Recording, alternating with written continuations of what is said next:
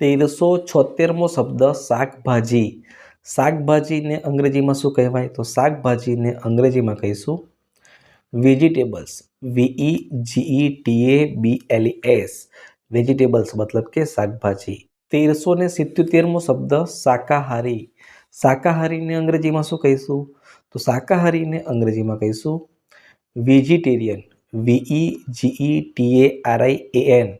Vegetarian મતલબ કે શાકાહારી. 1378મો શબ્દ મિત્રો શીરો.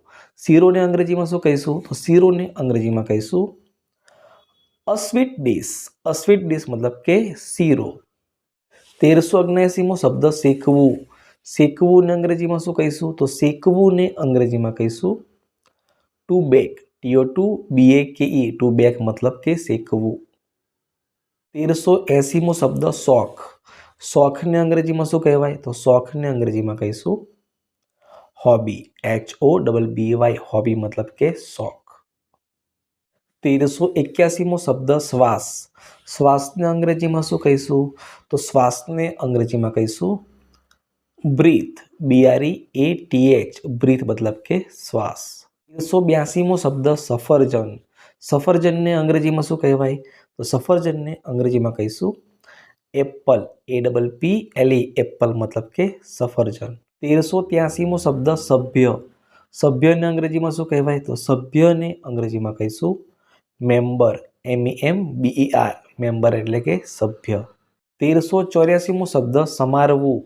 સમારવુંને અંગ્રેજીમાં શું કહીશું? તો સમારવુંને અંગ્રેજીમાં કહીશું to cut. TO2CUT. Cut. To cut મતલબ કે સમારવું.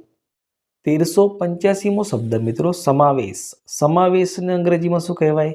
તો સમાવેશને અંગ્રેજીમાં કહીશું ઇન્ક્લુઝિવ.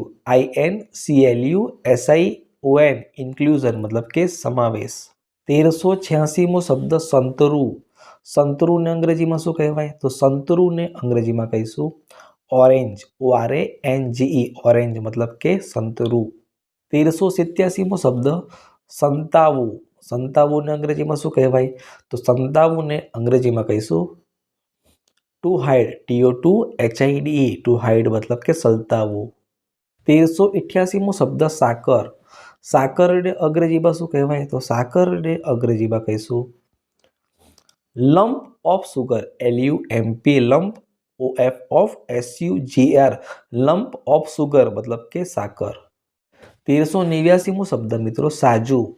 સાજુને અંગ્રેજીમાં શું કહેવાય? તો સાજુને અંગ્રેજીમાં કહીશું વેલ. WELL. વેલ મતલબ કે સાજુ. 1390મો શબ્દ સામગ્રી.